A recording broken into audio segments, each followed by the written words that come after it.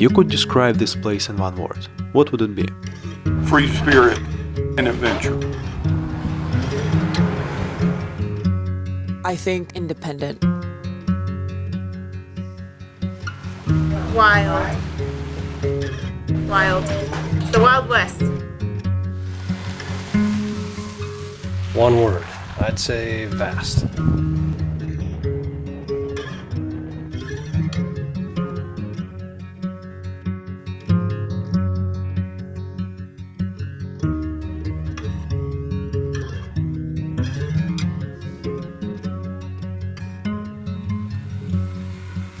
Hello and welcome to Impressionist. For my first film, I was looking for a place that truly stands apart. And I found it here, in one of the most distinctive and untouched corners of America. But to see what makes it so unique, let's first look back. 1865. The Civil War was over, and the old way of life that had existed for a long time had collapsed. A time of change had come. The Republicans won the war, and African Americans gained their freedom. Many defeated Southerners began seeking a new place to live, while the Homestead Act offered settlers free land. At the same time, international migration resumed, and many people, mostly Germans and Scandinavians, headed to regions that reminded them of home. And on top of that, many adventurers from across America were looking for gold and new opportunities. As a result, hundreds of thousands of people began moving west.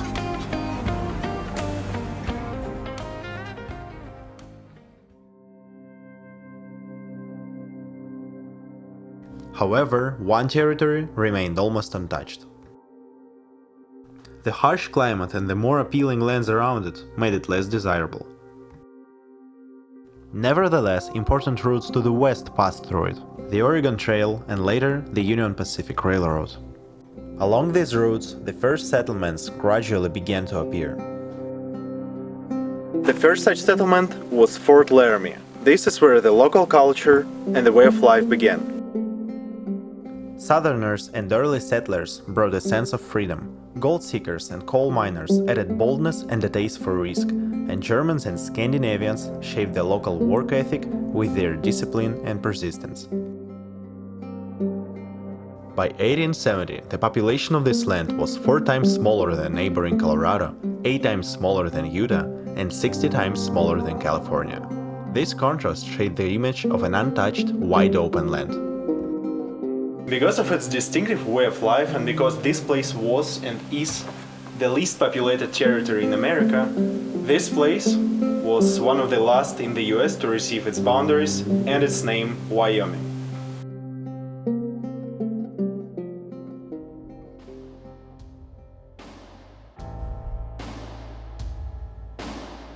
Not long after, people in Wyoming had to stand up for their way of life, and the events that followed became one of the most dramatic chapters of the Old West. It happened in Johnson County. In the late 1800s, many ranchers moved into Wyoming. There was an open range system, livestock ranged freely with no fences, which eventually led to conflicts between cattle owners.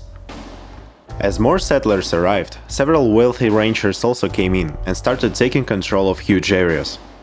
They joined together in the Wyoming Stock Growers Association, and with the support of state officials, they pushed small ranchers aside.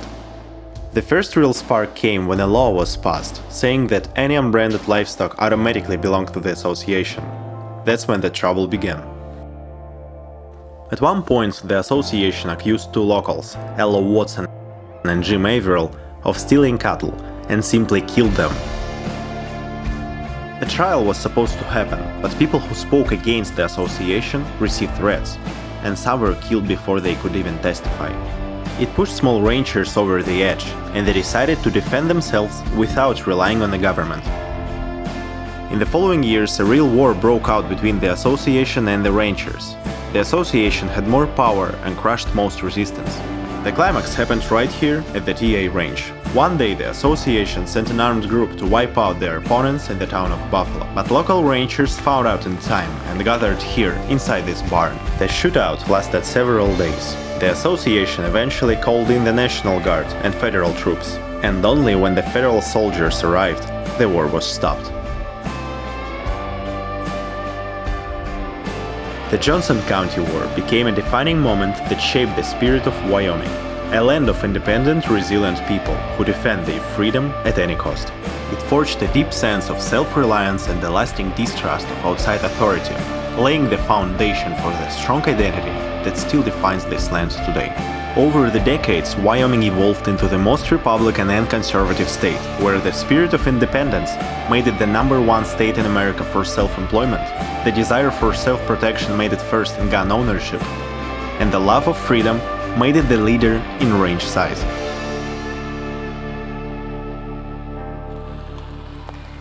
That's why this plot of land, recently put up for sale in Wyoming, has become the largest in America.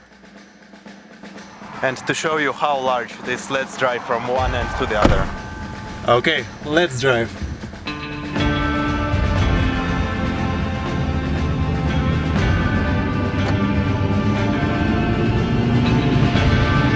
That will take too long. Let's speed it up a bit.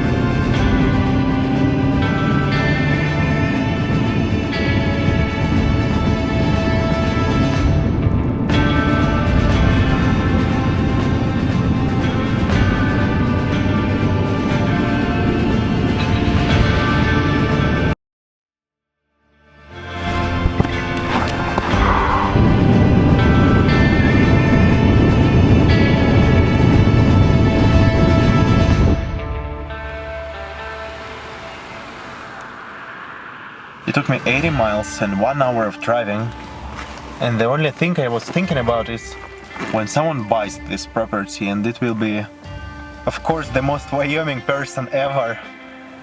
I hope they put several gas stations on the property because it's huge.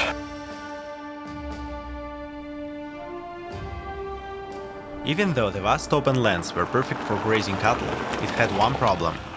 Sometimes the animals had to be tracked down and brought back home. That required skill on horseback, the ability to use a lasso, an understanding of livestock behavior, and most importantly, fearlessness. Since so many people across the state work with cattle every day, these shared skills began to tie people together and eventually grew into a local sport.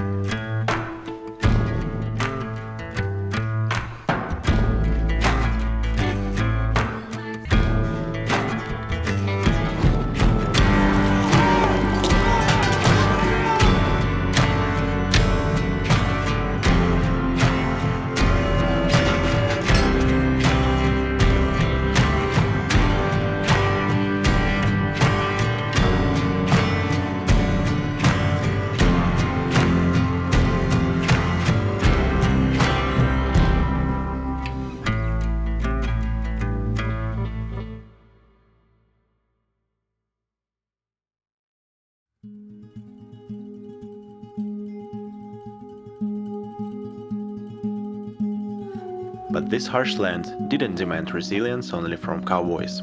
Everyone here had to work hard to survive. Because the vast territory was inhabited by a small population, women performed hard labor alongside men. They tamed horses, ran homesteads, learned to shoot, and fought for their right to live on the land. Here, a woman could not afford to be weak. Her work and determination were worth as much as a man's. That's why in 1969, Wyoming became the first place in the world to grant women equal rights. Here, women were able to contribute to society equally and make a real impact on the world. Here, it became possible for women to be judges, governors, bailiffs, serve on a jury, and, for the first time in history, vote alongside men.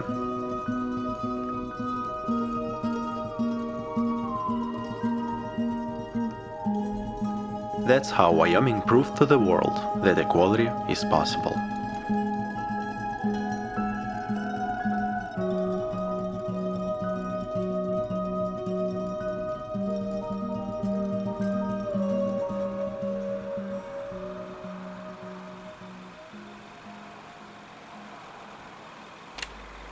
And there is one more thing that's important here. it's nature.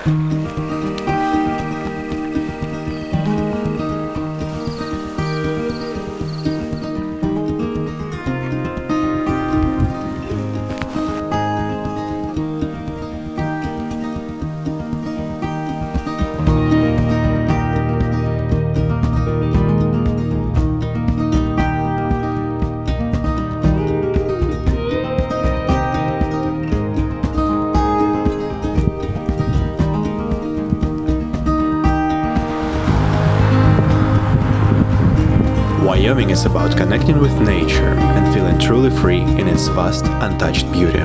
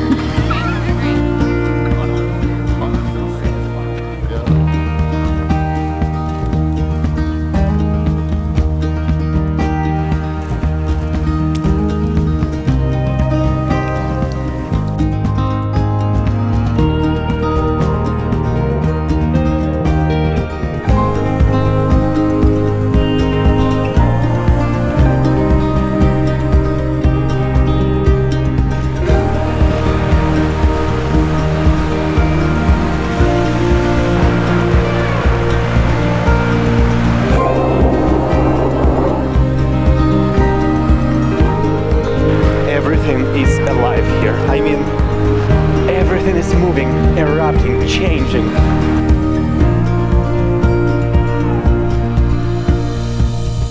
About 150 years ago, one man, he was a geologist, picked up a photographer and a painter and came here.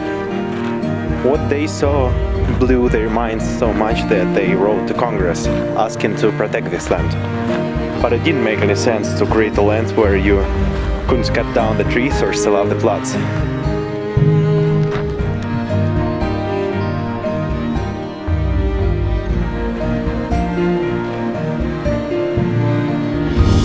But remember that he picked up a painter and a photographer, and when they provided pictures for Congress, the idea was approved. That's how it was created. The world's first national park, Yellowstone.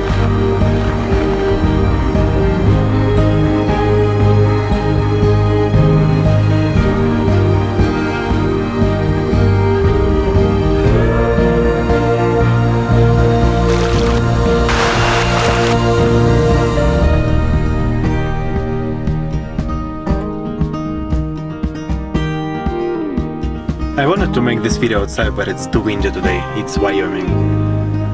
So that's it. That was my vision of this place, and you may not love it, you may disagree with its politics, but this culture exists and it's truly unique.